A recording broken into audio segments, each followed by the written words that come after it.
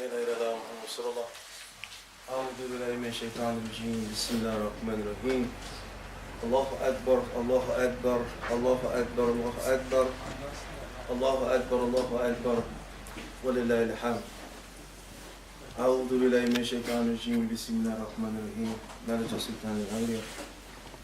الحمد لله الذي أنزل على عبده الكتاب واحلم يجل له وجه أحمده سبحانه وتعالى وأشكره وهو أهل حمد وثانا وأشهد أن لا إله إلا وحده لا شريك له وأشهد أن محمدا عبده ورسوله ومصطفى اللهم صل وسلم على عبدك ورسولك محمد وأهله وصحبه وسلم.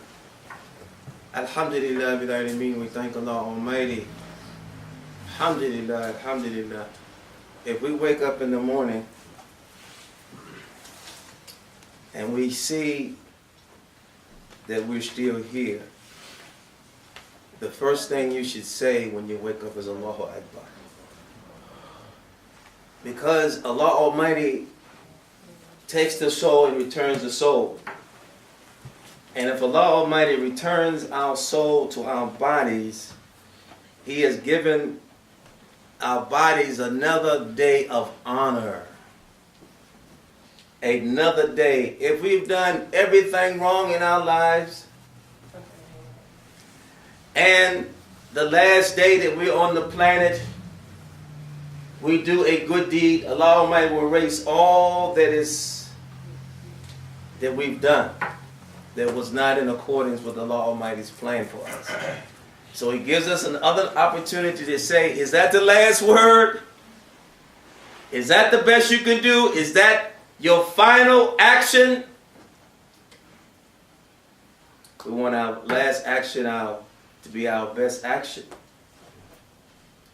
But humanity, when we talk about the Old Testament, the New Testament, Quran, when we talk about all the prophets that Allah Almighty sent on the planet, we talk about all the trials and tribulations that people go through, we talk about all the misfortunate and the difficult things happening to humanity, let us think. Let us think. First of all, let us think why, and let us think how. Why is this happening, and how can we change it? How can it be changed? Because the whole point of us being here is to be able to whistle while we work, to be happy while we work, to be able to bring a good product from our efforts. Because if someone is working and they are happy and they're pleased and they feel enjoy with their work, they're going to have such a beautiful product. Beauty begets beauty. Good begets good. So we have to ask questions. Allah Almighty has given us a mind and mentality. And He floods that mentality with thoughts of the universe, of the heavens and the earth. And He gives us the opportunity to choose, what do you want best? Shop. He wants you to do some idea, thought for shopping. And nobody talks about this. Pick your thoughts. Pick your ideas. Pick the good things that you want. Do the good things that you are best capable of doing. So you will have no excuse that you didn't have everything you needed to have to be happy. And when you're called, we're called and we're in that grave. And Allah Almighty says, oh, my servant, well done. You did the doggone thing. You kept yourself the way you were sent there to keep yourself. You listened. You were disciplined. You obeyed. And you kept yourself disciplined when most were not keeping themselves disciplined. There's some coming back to the graves, and we're going to see it. Some coming back to the graves, they are very, very unhappy. Some coming back to the graves, they are very, very happy. In life, somewhere in life, they are very, very happy. Some in life, they are very, very sad. Why? And how can we change it if it's not what we like? See, that's why human beings don't have no excuses. When Allah Almighty calls us back, that's why we're not going to be able to say anything. Our bodies will bear witness against us. Oh Allah, the mind made me do this. I didn't want to do this. I had to obey my mind. The mind had power over me. You sent the mind the thoughts. It didn't listen to the soul's influence on the mind. And it just took for granted that that's what I wanted to do. But I was only the vehicle. I was here to serve, to be a servant, a good servant. And this servant that's a servant of the soul made me to be a bad servant. Think about this. We ain't thinking. That's why we have no power. So you have to understand what you're doing when you're doing what you do. In order for it to have some kind of beautiful ending, write your own story. Why would you have a sad ending to your story if you're writing it? That's why Allah threatens us. See, our destiny is on our own necks. So why are we going to talk about the Old Testament, the New Testament, and the Quran? Why are we going to talk about the prophets? And we can't understand the fundamental thing of my own existence. First of all, we got to go before Allah and say, oh Lord, thank you for bringing me in existence. I'm here. That's why when a baby come out of that womb, it says, Allah, Allah. And that's what the baby thinks is coming here to do. And to ignorant parents in an ignorant society and decadence start to change us from our Lord. And the influence from that one who caused our grandparents to fall from a place of safety. See, the world has forgotten about themselves, yet we are in existence with ourselves, going to sleep and waking up, and we have forgotten about ourselves. How can you forget about something that's with you 24/7?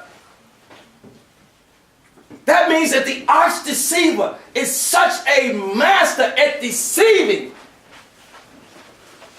that we have to be constantly reminded to wake up, stay awake, stay alert.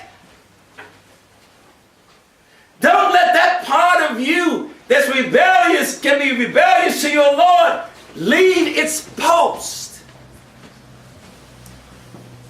See, our ego has been given to us as a means of as a security, to be the gatekeeper, to be the offensive line that protects the quarterback, the soul. And if it's taking a siesta or a break, that quarterback is going to be murdered, injured, maybe killed. Because the opposition is coming to win. The only battle, the only war is between the rebellious jinn and humanity, jinn and men. Someone who was very, very near and dear to Allah Almighty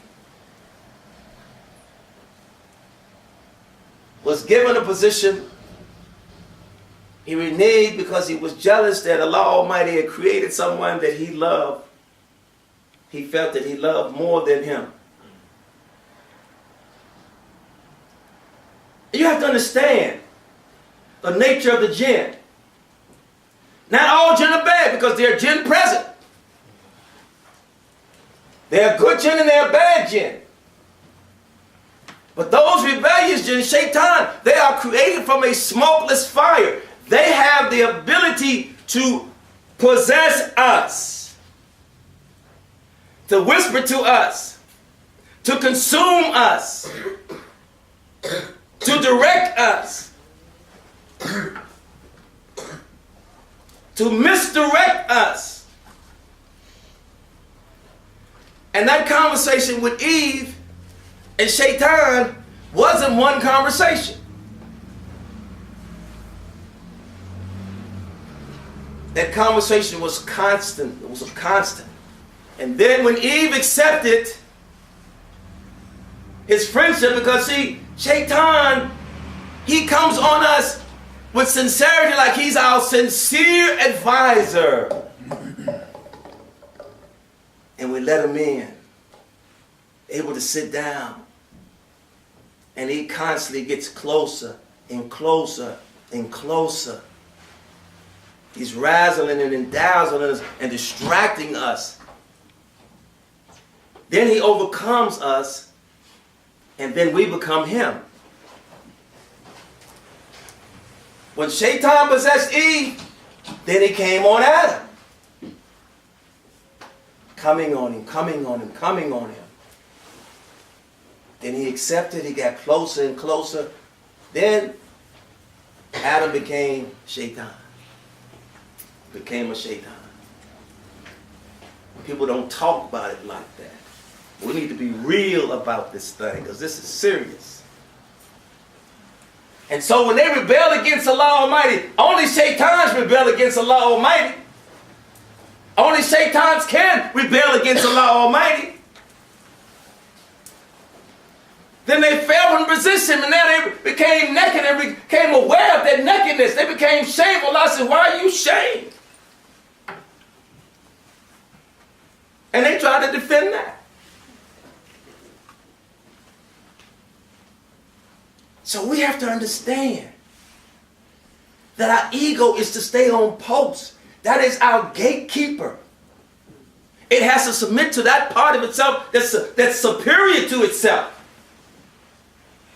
The soul is on a divine order. It knows what it has to do. It knows what it's supposed to do. It is a divine order, an order from Allah Almighty to be our guide, to listen to, not to rebel against, not to curse out.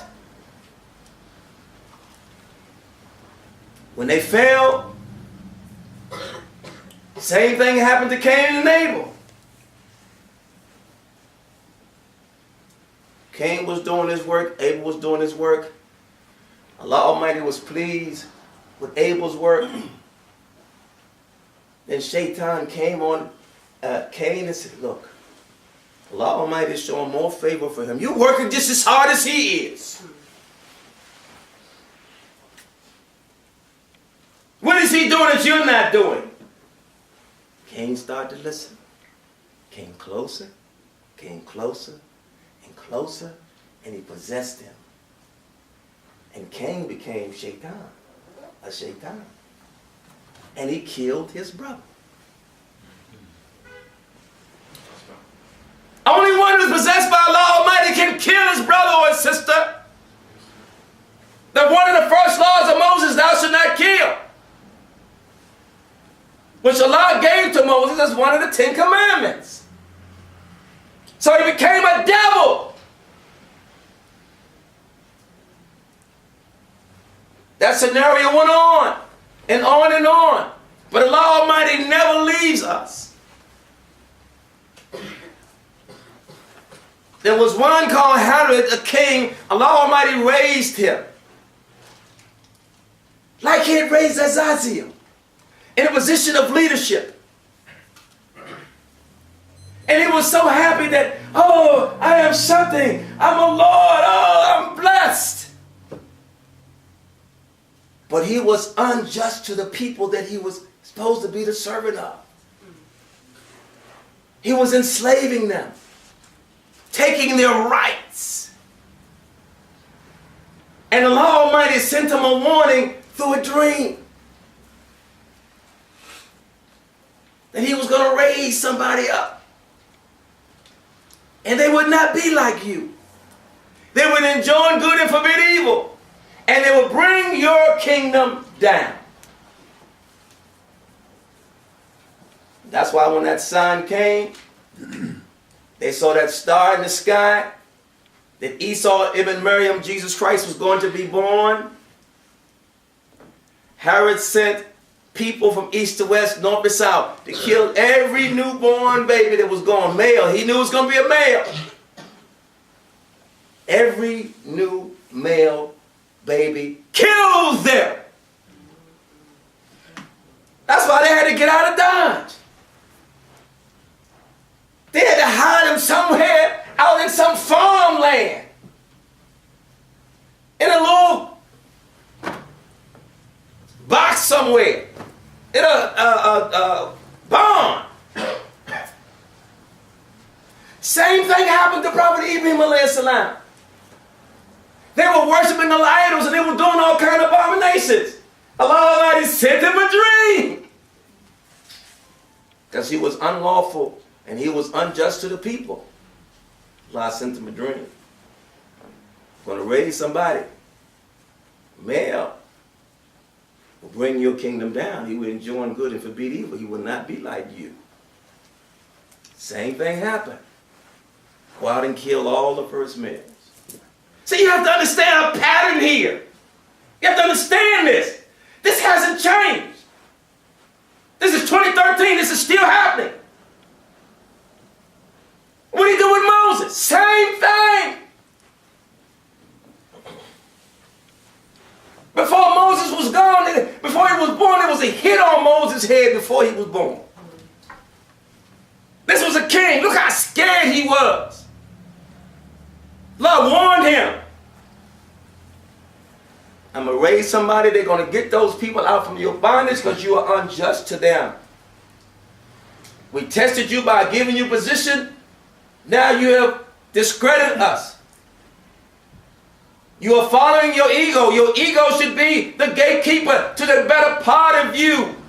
You shouldn't have left your post. See, but then our egos always leave our post. And wonder why we have all kinds of difficulties, so many problems. I have problems with my wife, my husband, my kids, at school, my money, my honey, my funny. I don't have this. I'm miserable. So what does it mean when you go to church or synagogue or mosque? For what? You're wasting your time. Ask the question why, then say, how can I improve it if it's not something that I like? You go and you cause fitna among people. Shaitans come close to you and say, yeah, well, this is coming to you. And you supposed to say you believe in God? You believe in somebody lying to you. Get closer and closer and possess you. Now you're a devil. Come up in church, coming up in the synagogue, coming in the mosque. He said, she said. You're a devil. Let me get my head right before I go to, let me just get my nose right. So I can really understand what they're talking about. I got to get deep because some of that stuff be deep. What? You're a devil. You're a devil. And it's the same method he used over and over and over. And that's why when Allah Almighty sent beloved Muhammad sallallahu alaihi wasallam, after 2,000 years, after Moses, after 600 years, after Jesus, may Allah be pleased with them. Allah says, I'm completing my favor on you. Then he started to bring the people so they may go through a process of practicing religion. At first there was no prayer. They had to wait a while. They had to be among the people so he can clean them and begin to get them to think. Get them to understand that, you have a special position with Allah Almighty. You are creation. You are the crown of creation. Allah Almighty has breathed into you when He has breathed into our grandparents, and we are the inheritors of that. And we have to maintain that. You have to control that part of you that's rebellious to Allah Almighty. That is your gatekeeper. That is supposed to be your security. Don't let it leave its post. No way. That happens over and over and over again. And he came among the people, burned the daughters alive, worshiping idols. The same mentality, the same Shaitan that was with Adam and Eve in paradise, now he's thrown out on earth too. Adam and Eve repented, and so they went back to the gardens. Shaitan never repented. He stayed down here with us. With us. And if anybody don't realize that or believe that, they need to dig a hole in the ground right now. Stop the abominations that we do. Stop the sinning that we're doing. Stop the crazy things that we're doing. Because as long as we go on and keep doing that, all we're doing is extending more rope to the noose.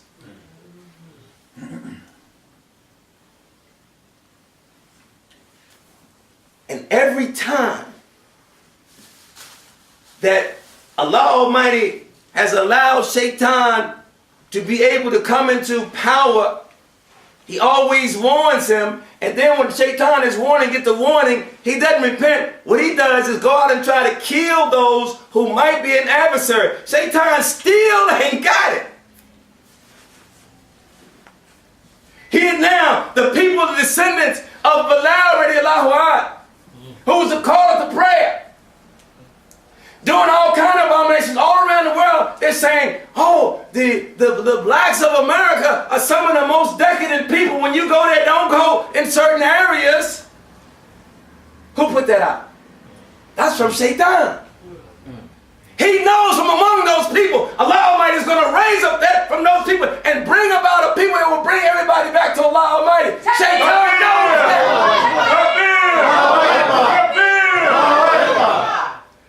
He ain't changed. Right now. He has not changed. Yeah. The same doggone method. That's why if you don't listen and hear and obey, you deserve to get your high pots kicked by Shaitan. We're not enemies to each other. Look what's happening in our streets. This is Shaitan's possession. These are not human beings doing what they're doing. They become Shaitan. And if we turn the other cheek and look the other way, we also have become Shaitan. But Allah always going to raise up those who go through the process. Like that coal that goes to a process of heat and pressure. Until it's so much pressure, so much heat, it turns into a diamond. Every bit of coal don't turn into no diamond now. Some of them bust apart. Some of them burn up. The molecules and the atoms in it can't take it. Can't take the heat and the pressure. But the ones that can take the heat and the pressure are the ones that Allah Almighty hold up and say, see, told you. Told you I was going to send somebody.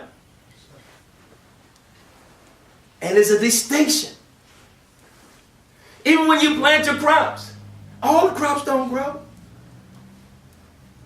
That's why they say cream of the crop. This is the best of that was planted. When it's something a jewel or a precious gem, it stands outstanding from stones. You can't get pearls on the seashore. Everybody will be wealthy. I grew them right down there to Lake Michigan and sit right there and just give me some buckets. I wouldn't have no little. I have one of those bucket trash buckets. A few of them, a whole. What? We've lost our mentality. What is wrong with us? You have to always be on security against your soul, for your soul.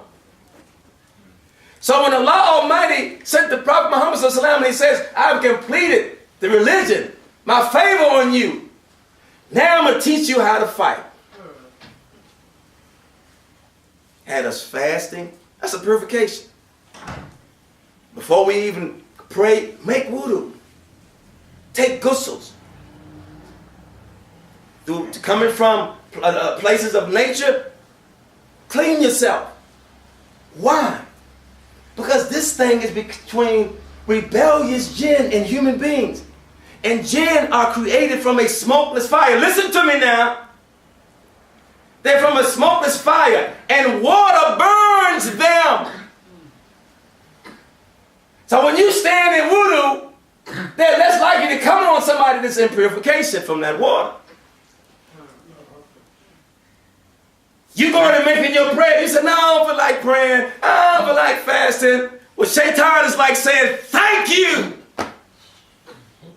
Thank you, because now your nest is calling me. And I'm going to get closer and closer to you. I'm going to possess you, and you will be me, and I will be you. All day long. We don't understand why. We should ask why.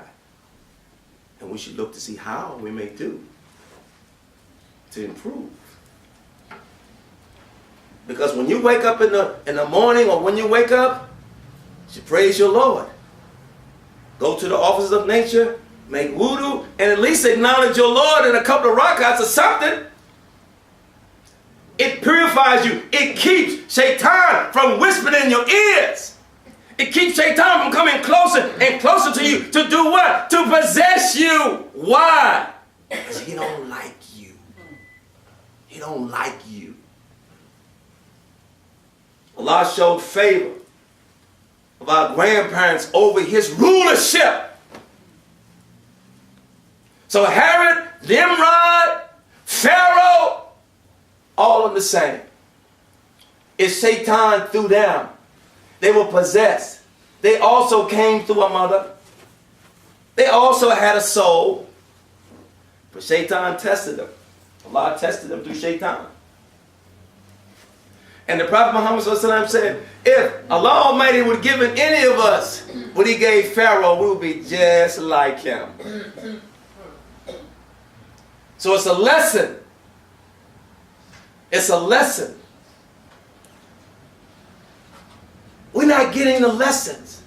How in the world in 2013, this is December 8, 19, 20, and we're stupid. When Allah has sent 124,000 prophets and Herod and Sahabas, believers, and we still letting Shaitan kick our hind parts? We run into Shaitan for our sustenance. We're looking to family, friends, and government for our sustenance. We're homeless, we're in poverty, we're ignorant, we're sick, mentally, physically, and spiritually. That's a curse. We are paradise people. People. We're not those people that have lost it. Those are people that have lost their way. We shouldn't be losing our way when God is among us. We're responsible. That's why Allah has threatened us. More so now than ever. Through tornadoes, through hurricanes, through earthquakes, through all kinds of diseases that there is no cure for. You bring a cure to a disease, that disease becomes food after a while for that disease, and another disease grow after that. Bionic diseases, bionic bacteria, bionic fungus. Then we kill ourselves with antibiotics. The antibiotic is la ilaha illallah Rasulullah. The practice of that. The purification is half of our faith. Stay clean mentally. Keep your bodies clean. Bathe every day. Wash up before you make prayer. Fast if it's a couple of hours, but the intentions of finishing your fast. Ask Allah for forgiveness and help. To bring us back to our real mind. There's nowhere in the world we should grow old and be stupid. Wisdom don't come with age. Wisdom come with hearing and obeying. Anytime. They're very ignorant, stupid, old people in the grave. And when you see their spiritual development, it's like they're 3 or 4 months years old. Their spiritual development. This is crazy. This is a message, first of all, first to me, then to you. Thank you. Wow. Those who are present in their right mind will hear and obey. Those who are not, then they should experience what we talked about that we don't want to be. asking Allah Almighty to please forgive us. And this month of Safar, with so many things, so many corrections are being made. This is a holy month. And we pray that Allah corrects us in a way that Allah will be pleased with. And not our ego that's left the post. It don't even know where it is. We're being bombarded because the soldiers that left the doggone camp, chasing the booty of their desires.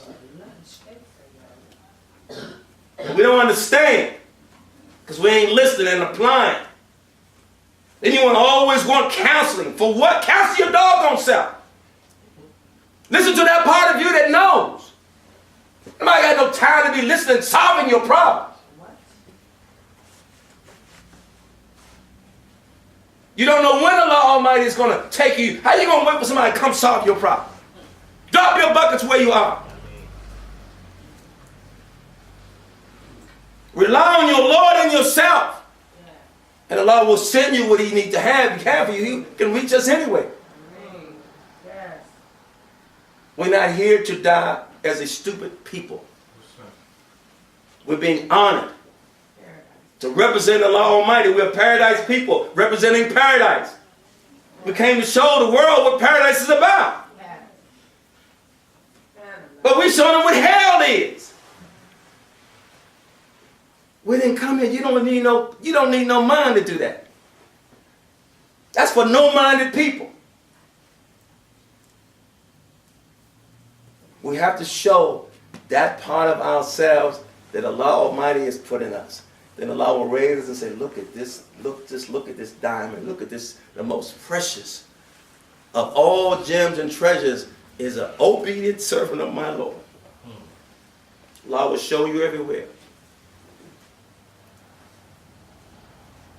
Allah has shown that around the world. See, at one time, when those people, when Nimrod and when Herod and Pharaoh, they was having visions. Now, all you got to go is on social network and you see it.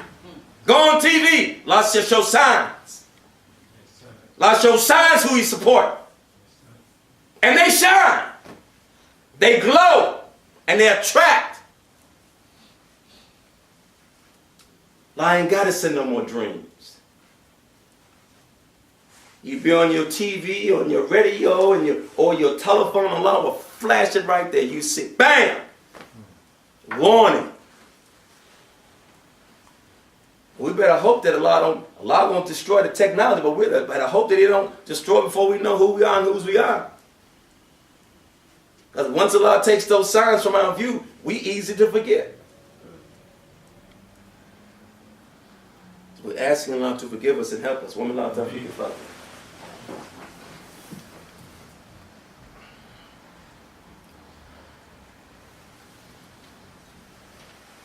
Allahu Akbar, Allahu Akbar, Allahu Akbar, Allahu Akbar, Allahu Akbar, Allahu Akbar, wa lillahi alhamd. A'udhu billahi min shaitanir rajim, bismillahir rahmanir rahim. Maliki sultanil awliya. Alhamdulillahi rabbil alamin, wa salatu wa salamu ala kabirul muslimin, Muhammad nabi ummi wa ahlihi wa sahbihi ajmeen, amma ba'd. Alhamdulillah bil alamin. Allah takes us anytime.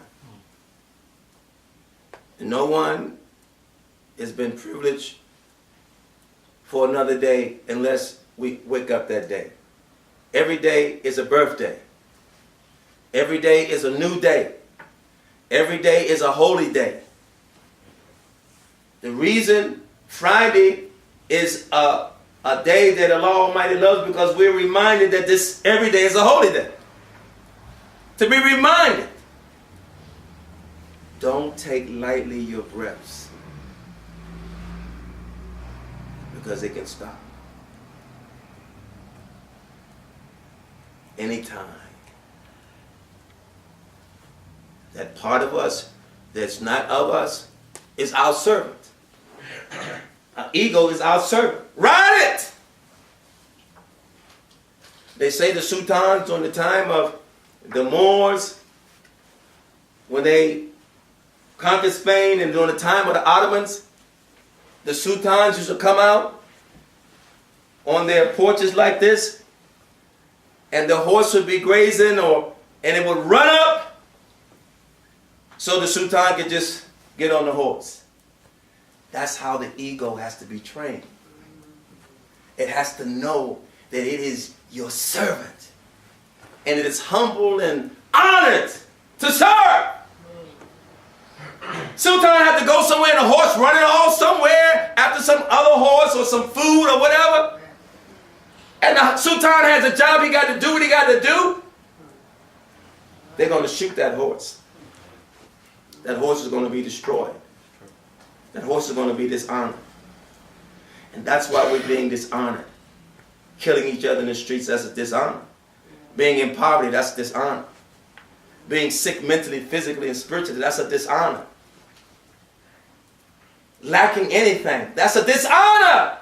We don't understand that.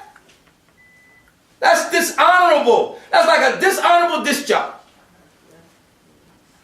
Because you didn't follow instructions. You didn't hear and obey. You weren't disciplined. You weren't in attention. You weren't where you're supposed to be when you're supposed to be when you're supposed to be there. You've been left now in the lurch by Shaitan. That's what he wants. That's what he wants. And we begging Allah Almighty, please don't let us be like that. Don't let us live like that. Don't let us die like that. We've suffered enough from rebellion. We've suffered enough, Allah. Please help us.